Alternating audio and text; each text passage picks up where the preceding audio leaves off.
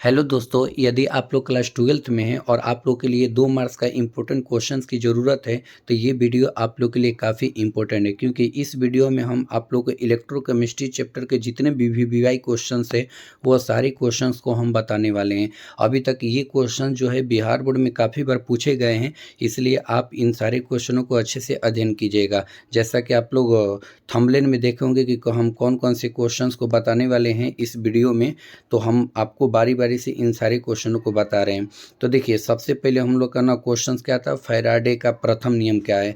तो देखिए, सबसे पहले हम लोग हेडिंग डाल देंगे फैराडे का प्रथम नियम का, और इसको हम लोग समझेंगे। देखिए, कह रहे हैं कि जब किसी वैद्युत अपघट्य में विद्युत धारा प्रवाहित की जाती है, तो इलेक्ट्रोड पर निक्षेपित होने वाली पदार्थ का जो द्रव्यमान होता है या मात्रा होता है, प्रवाहित विद्युत आवेश के क्या होता है, सीधा समानुपाती होता है। मान लीजिए कोई ये वैद्युत अपघटनी शेल है, ये एनोड इलेक्ट्रोड है और ये क्या है, कैथोड है, और इसमें मान लीजिए इलेक्ट्रोलाइट है। ठीक है, तो जो हम लोग का प्लस वाला होता है ये कैथोड पर जमा होता है, और जो माइनस वाला होता है वो कहाँ होता है, एनोड पर जमा होता है। ठीक है, ये आप लोग को पता होना चाहिए। तो उसी की मात्रा पूछ रहा है, तो हम जानते हैं कि देखिए, कह रहे कि पदार्थ का द्रव्यमान प्रवाहित विद्युत आवेश के सीधा क्या होता है, समानुपाती होता है। मान लीजिए अगर उसका द्रव्यमान एम हो या फिर क्या हो, डब्ल्यू हो, तो ये डायरेक्टली प्रोपोर्शनल प्रवाहित आवेश के क्या होगा, सीधा समानुपाती होगा, यानी एम डायरेक्टली प्रोपोर्शनल तो क्या हो जाएगा, क्यू हो जाएगा। अब यहाँ पर आप लोग को हम बता देते हैं। ठीक है, और एक और चीज़ आप समझ सकते हैं, जैसे में अर्थात करके लिखेंगे। देखिए, जितनी अधिक विद्युत धारा यानी बिजली प्रवाहित होगी, उतना अधिक पदार्थ क्या होगा, इलेक्ट्रोड पर जमा होगा, क्योंकि पदार्थ की मात्रा या तो डब्ल्यू लिखिए या फिर एम लिखिए। ठीक है, ये डायरेक्टली प्रोपोर्शनल टू क्या है, प्रवाहित आवेश का। जितना ये प्रवाहित आवेश होगा उतना ही द्रव्यमान क्या होगा, जमा होता रहेगा। ठीक है, जैसा कि आप लोग को यहाँ पर दिखा रहे हैं। देखिए, एम डायरेक्टली प्रोपोर्शनल टू क्या हो जाएगा, क्यू। यहाँ पर एम के जगह पे आप लोग डब्ल्यू भी कर सकते हैं ना। और यहाँ पर आप जानते हैं कि क्यू बराबर एक सूत्र रहता है क्या, आई टी। तो इस चीज़ का हम लोग प्रयोग करेंगे जहाँ पर ये क्यू लिखे। ठीक है, देखिए, समानुपाती चिन्ह हटता है तो कोई क्या आता है, नियतांक आता है। ठीक है, जैसे एम समानुपाती क्यू है और ये हटेगा तो क्या आएगा, एम बराबर जेड क्यू होगा। और आप लोग जानते हैं कि जो जेड है यहाँ पर जो क्यू है वो क्या है, क्यू आई टी के बराबर। तो क्या होगा सूत्र, एम बराबर जेड आई टी, या फिर इसको डब्ल्यू बराबर भी जेड आई टी लिख सकते हैं। जैसा कि आप लोग ये समीकरण में देख रहे हैं ना, यहाँ पर सूत्र हम लोग का बन गया एम बराबर जेड आई टी। ठीक है, जहाँ पर जेड क्या है हम लोग का, चलिए सब कुछ बता देते हैं। देखिए, जहाँ पर एम या डब्ल्यू क्या है, जमा पदार्थ का द्रव्यमान है, यानी इलेक्ट्रोड पर मुक्त पदार्थ की मात्रा है, आप लोग लिख सकते हैं। क्यू क्या है, विद्युत आवेश है या फिर आवेश लिख सकते हैं। आई क्या है, विद्युत धारा है। और टी क्या है, इसमें समय है। और जेड क्या है, विद्युत रासायनिक तुल्यांक है, जो कि एक नियतांक के तौर पर है। तो इस प्रकार से इस नियम को हम लोग क्या कहते हैं, फैराडे का प्रथम नियम। ये क्वेश्चंस बहुत ही इंपॉर्टेंट से और कई बार पूछे भी गए हैं, आप लोग इसको अच्छे से अध्ययन कर लीजिएगा। ठीक है, अब चलिए, दूसरा क्वेश्चन था फैराडे के द्वितीय नियम। चलिए इसको भी हम लोग समझ सकते हैं। दूसरा हम लोग का क्वेश्चन है कि फैराडे का दूसरा नियम क्या होता है। तो चलिए इस नियम के अनुसार देखें। देखिए, यदि एक ही मात्रा का विद्युत आवेश यानी अलग अलग ना हो, अलग अलग विद्युत अपघट्यों से प्रवाहित किया जाए। ठीक है, मात्रा विद्युत आवेश का एक हो और अलग अलग वैद्युत अपघट्य पदार्थों से क्या किया जाए, प्रवाहित किया जाए, तो इलेक्ट्रोड पर निक्षेपित होने वाले पदार्थ का जो द्रव्यमान होता है या फिर मात्रा, उनके रासायनिक तुल्यांक के क्या होता है, समानुपाती होता है। ठीक है, जैसा कि ये ऐसा करें कि मान लीजिए ये हम लोग का क्या है, इस प्रकार से मान लीजिए काफ़ी सारा इलेक्ट्रोलाइट हो गया। ठीक है, तो इसमें क्या है, आवेश सब में क्या प्रवाहित हो रहा है, समान हो रहा है। तो जब सब में समान आवेश प्रवाहित होगा तो विद्युत धारा भी क्या होगा, समान होगा, और समय भी क्या होगा, समान होगा, क्योंकि क्यू बराबर क्या होता है, आई टी होता है। ठीक है, तो इस हिसाब से कह रहा है कि जो हम लोग का विद्युत रासायनिक तुल्यांक होता है, ठीक है ना, यानी जो मुक्त पदार्थ की जो मात्राएं होती है वो विद्युत रासायनिक तुल्यांक के सीधा क्या होती है, समानुपाती होती है। जैसा मान लीजिए ये डब्ल्यू मान लीजिए चाहे एम मान लीजिए। ठीक है, चलिए एम ए मान लेते हैं।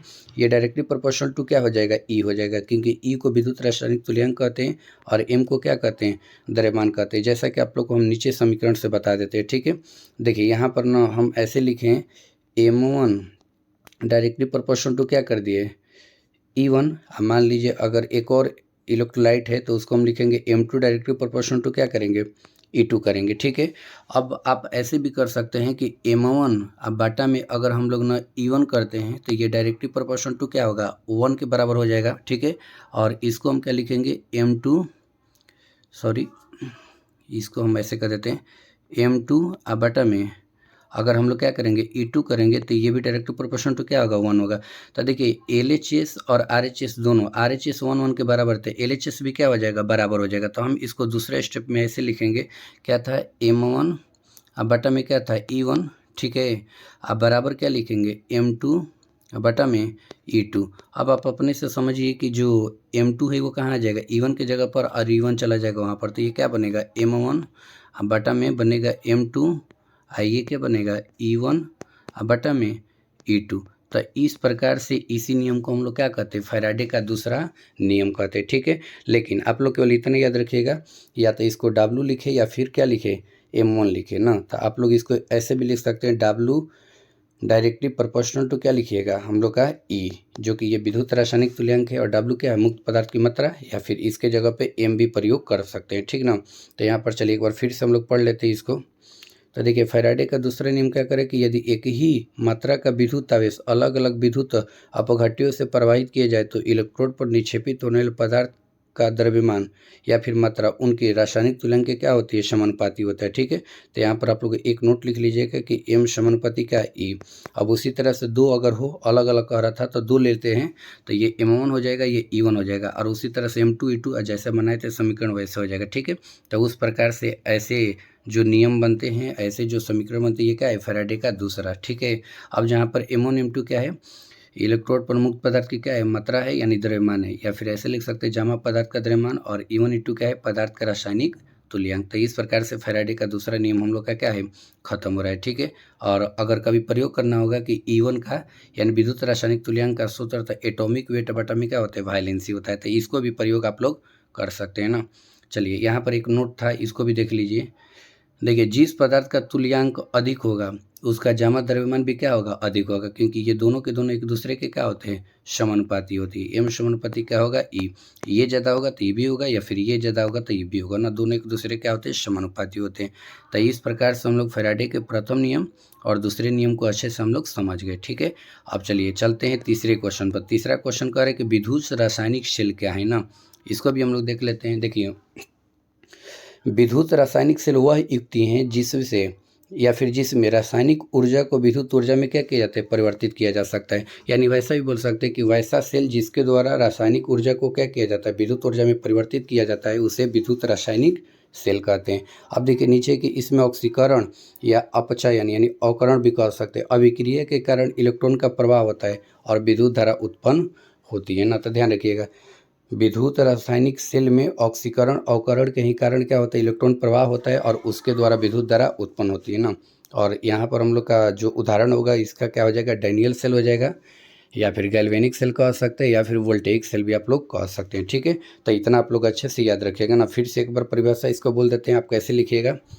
देखिए विद्युत रासायनिक सेल वह युक्ति है जिसमें रासायनिक ऊर्जा को विद्युत ऊर्जा में परिवर्तित किया जाता है, या फिर आप ऐसे बोल सकते हैं वैसा सेल जिसके द्वारा रासायनिक ऊर्जा को विद्युत ऊर्जा में परिवर्तित किया जाता है उसे क्या कहते हैं विद्युत रासायनिक सेल कहते हैं ना। तो इस प्रकार से ये 3 क्वेश्चन हो गया। चलिए चौथे क्वेश्चन पर चलते हैं।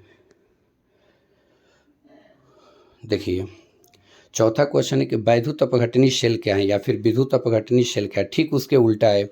देखिए इसको भी पढ़ लीजिए। विद्युत अपघटनी शेल वह युक्ति है जिससे बाहरी विद्युत धारा की सहायता से किसी विद्युत अपघट्य का अपघटन कराया जाता है तथा इसमें विद्युत ऊर्जा को रासायनिक ऊर्जा में परिवर्तित किया जाता है ना। तो ध्यान रखिएगा जो हम लोग का व्यवहारिक स्रोत से विद्युत धारा होता है उससे वैद्युत अपघट्य पदार्थ क्या होता है टूटता है और उससे विद्युत ऊर्जा किसमें बदलता है रासायनिक ऊर्जा में बदलता है। या फिर आप इसको ऐसे भी बोल सकते हैं कि वैसा सेल जिसके द्वारा विद्युत ऊर्जा को रासायनिक ऊर्जा में परिवर्तित किया जाता है उसे क्या कहते हैं वैद्युत अपघटनी शेल कहते हैं, ठीक ना। जैसे उदाहरण के लिए देख लीजिए जल का विद्युत अपघटन करिए या फिर कॉपर सल्फेट विलयन का विद्युत अपघटन कीजिए, ठीक है। इसकी करने से जो विद्युत इसकी ऊर्जा होती है वो किस में कन्वर्ट हो जाती है रासायनिक ऊर्जा में। तो इस प्रकार से आप लोग ना विद्युत अपघटनी सेल भी समझ लिए और विद्युत रासायनिक सेल भी समझ लीजिए। और आप लोग को बता देते हैं कि बिहार बोर्ड के एग्जाम में काफ़ी इंपॉर्टेंट क्वेश्चंस इन दोनों को अंतर बना करके पूछा है। वह कौन सा क्वेश्चन बना के पूछा है चलिए आप लोग को दिखाते हैं।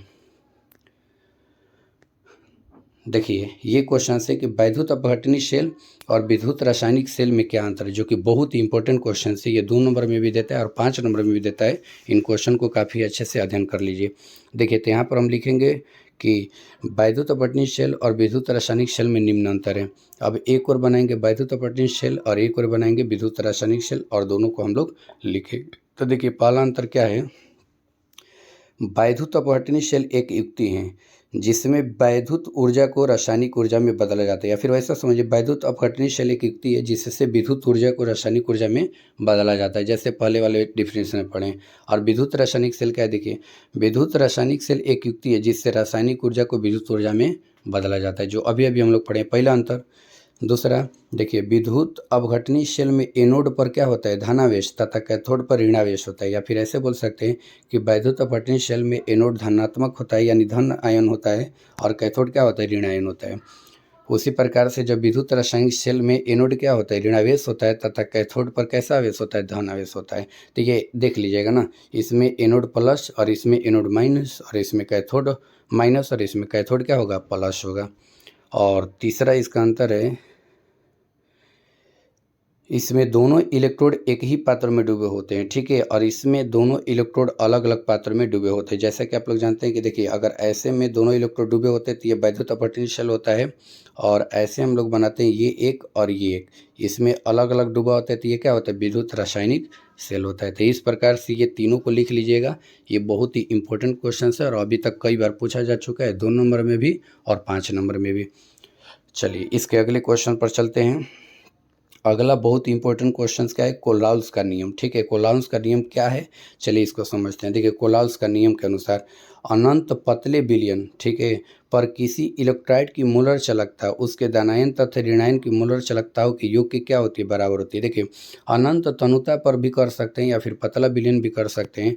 तो देखिए जब NaCl को अगर हम लोग तोड़ते हैं तो ये क्या होगा, Na प्लस में और Cl माइनस में टूट जाएगा, तो ये धनायन की चालकता हो जाएगी, एक क्या होगी, ऋणायन की चालकता। जो भी इन दोनों की मोलर चालकता होगी अगर उसको हम जोड़ देते हैं और जो रिजल्ट बनेगा वही कहलाएगा कोलाउस का नियम, ठीक है। जैसा कि आप लोग को हम दिखा रहे हैं, देखिए ये दोनों का, ये धनायन तथा ऋणायन की मोलर चालकताओं के योग की क्या होता है, बराबर होता है। चलिए इसको हम लोग देख लेते हैं।